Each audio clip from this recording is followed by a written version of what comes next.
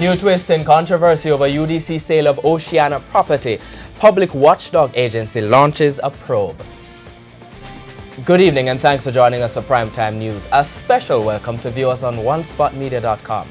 I'm Archibald Gordon. And I'm Doreen Samuels. Also this evening, new court challenges in Trafigura case. Police tackle gang fueling robberies in New Kingston. Why the Appleton estate closure is affecting schools. In the financial week, Liberty Global facing challenges acquiring cable and wireless's assets in the Seychelles. There's also sports commentary and E-Prime and weather in this newscast. But before the break, the feedback question. We're asking, what's your reaction to news that Jamaica could be stripped of a medal from the Beijing Olympics? Share comments online, facebook.com/Television Jamaica and tweet at Television Jam.